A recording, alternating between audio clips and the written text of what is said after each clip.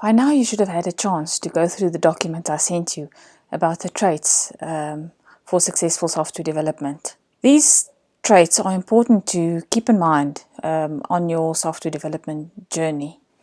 If I think about the number one takeaway that I would like you to get out of this document, it would be to become a lifelong learner. In this industry, it is very important to keep learning. If you stop learning in this industry, you will stagnate and fall behind.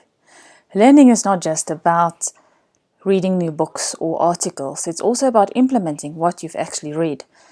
Stephen R. Covey, who wrote The 7 Habits for Highly Effective People, said the key to success is the dedication to lifelong learning. And that is so true.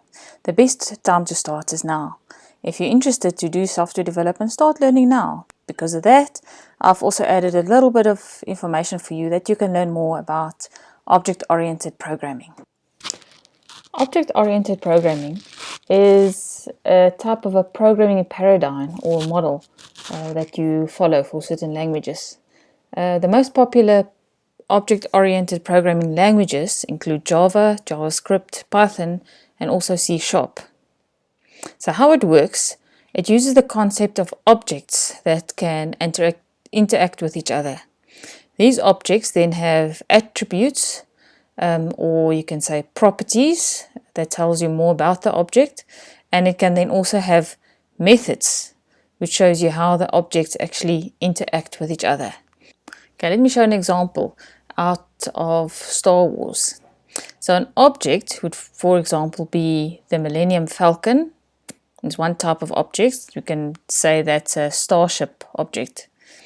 And then there's Han Solo, which could be that's the pilot, and Chewbacca is also a type of pilot, but he'll then be the co-pilot.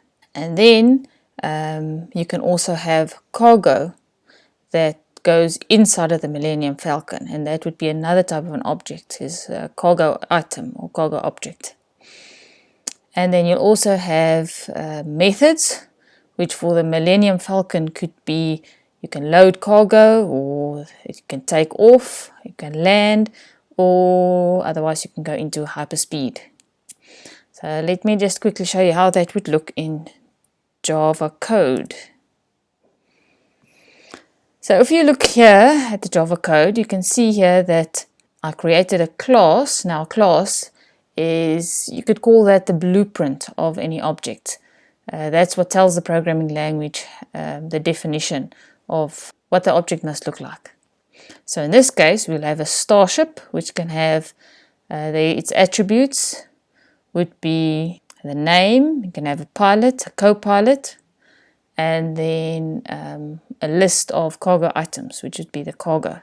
You can load a cargo item, and then also you can take off. First check if there is a pilot. If the pilot's not null, which means there is a pilot, then you get ready for takeoff and then you take off. And the else bit, if there's no pilot, then I just tell them, sorry, you need a pilot first.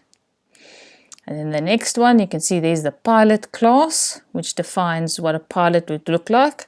And underneath that, the cargo item as well, which will have price and then contents, for example. Now in the main application class, this is how we put it all together. So you can see there I instantiated a pilot called Han Solo and gave him a name, Han Solo. And then also the same with a starship called the Millennium Falcon. And then I set the pilot, so basically put the pilot onto the starship and told the Millennium Falcon then to take off. So that's just very simply and quickly what it would look like in Java code, and very basically the basics of object-oriented programming.